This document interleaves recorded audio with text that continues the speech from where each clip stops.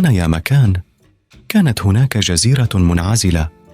هذه الجزيرة كانت مملوءة بأنواع مختلفة من الأفكار والمشاعر، حيث عاشت كل المشاعر فيها: السعادة، الحزن، والمعرفة، والغضب، والثقة، وجميع المشاعر الأخرى، بما في ذلك الحب الذي كان يسكن في كل زاوية من زواياها.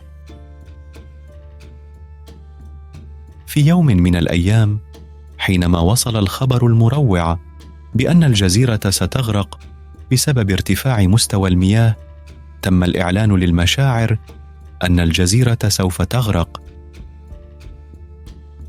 لذلك كان عليهم جميعاً إخلاء الجزيرة في أسرع وقت ممكن أو الموت. بدأت عملية الإخلاء العاجلة. اضطرت المشاعر جميعها إلى البحث عن سبل النجاة.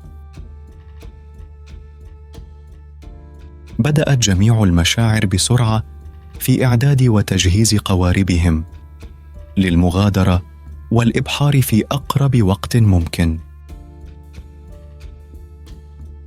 وسط هذا الهرج والمرج، كان الحب هو الوحيد الذي رفض الرحيل، وأصر على البقاء والصمود حتى آخر لحظة ممكنة. لكن عندما حانت تلك اللحظة المؤلمة وكادت الجزيرة أن تغرق، أراد الحب الرحيل. وجد نفسه بدون قارب، لا بد أن شخصاً آخر قد أخذه. بينما كانت المشاعر الأخرى تغادر واحدة تلو الآخرة، باء الحب بالفشل في إيجاد وسيلة للنجاة. لكنه رغم ذلك لم يفقد الأمل، وعندما بدأ يشعر باليأس والضياع، قرر الحب الرحيل وطلب المساعدة. كان الثراء يمر في أجمل زوارقه، وسأل الحب الغنى: هل تستطيع أن تأخذني معك؟ أجاب الثراء: لا أستطيع. هناك الكثير من الذهب والفضة في قاربي، ومن المؤسف أنه لا يوجد مكان لك هنا. ثم رأى الحب الغرور الذي كان يمر أيضا في سفينة جميلة. سأل الحب الغرور: هل تستطيع أن تأخذني معك؟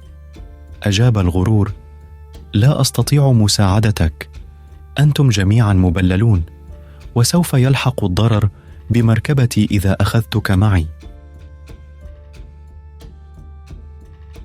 كان الحزن أيضا قريبا، وطلب الحب مرة أخرى المساعدة.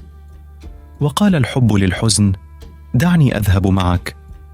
رد الحزن كريها: يا حب، أنا حزين جدا، لدرجة أنني أفضل الذهاب وحدي. مرت السعادة بالحب أيضا، لكنها كانت سعيدة ومبهجة للغاية، حتى أنها لم تسمع أي شيء عندما ناداها الحب. كان الحب في حيرة من أمره، كان محكوما عليه البقاء في الجزيرة. ولكن فجأة كان هناك صوت مسن أشبه بصوت الشيخ ينادي الحب: سوف آخذك معي.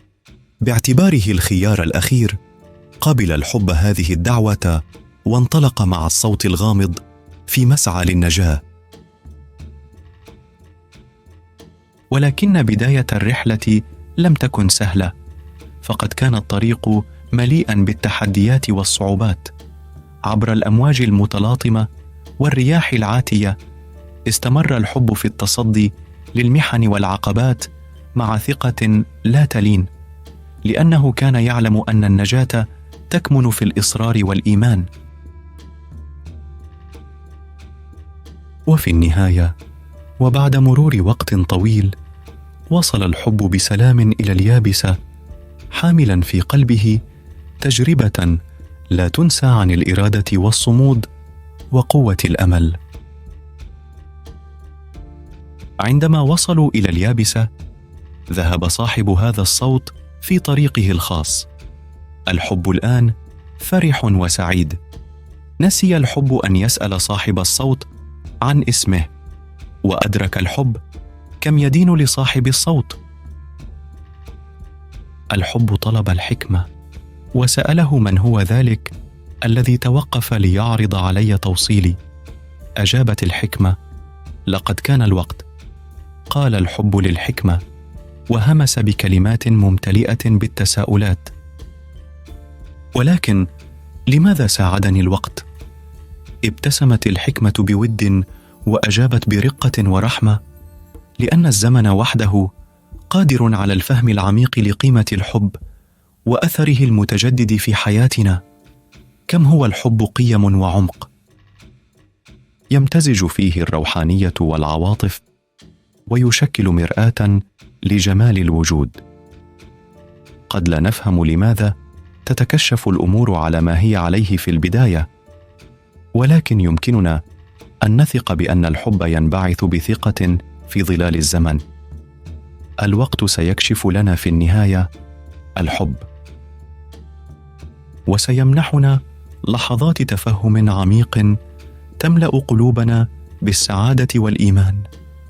الوقت لديه طريقة رائعة لإظهار ما يهم حقا، فهو يخلق لحظات تجلب الوعي والإدراك بعمق العلاقات وقيمها في حياتنا المتجددة.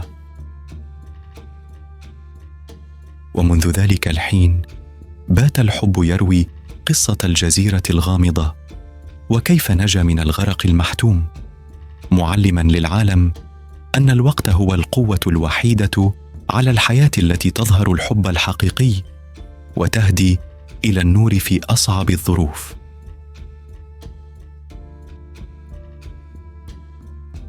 كما ترى في الحياة وفي حياتك، الحب ليس مجرد شعور عابر يمكن تجاهله بسهولة، بل هي تجربة شاملة تتطور وتتغير مع مرور الأيام والأشهر والسنوات.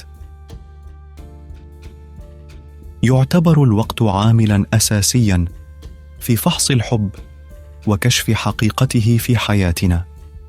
يجب أن ندرك أن الحب في بدايته يكون غالباً مبالغاً فيه ويتسم بالحماسة والشغف، ولكن مع مرور الوقت يظهر الحب الحقيقي الذي يتجاوز الأشكال الخارجية للعلاقة.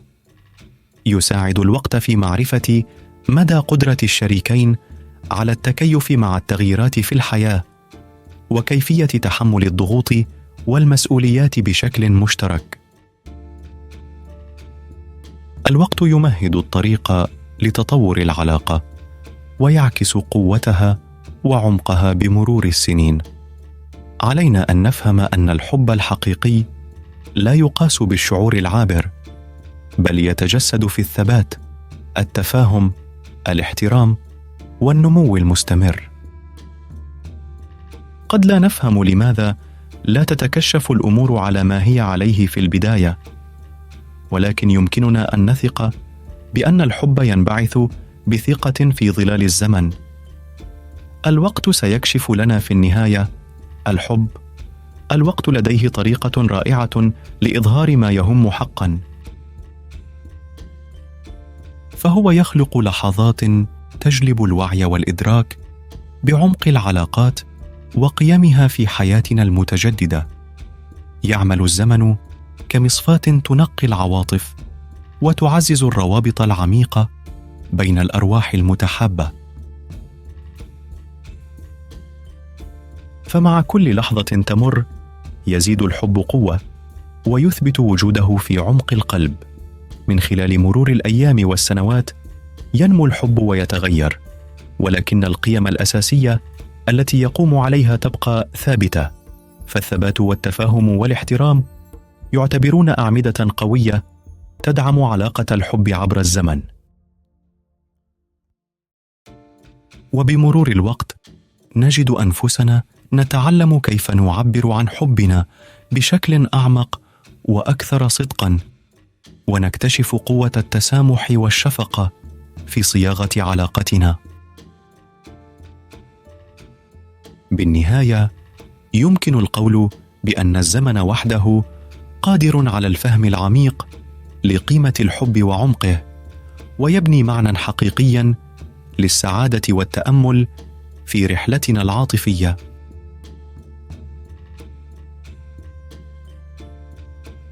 كان هذا تحفيزا وتذكيرا لنا جميعا لنعيش حياة أفضل يوم بعد يوم. شكرا على المشاهدة.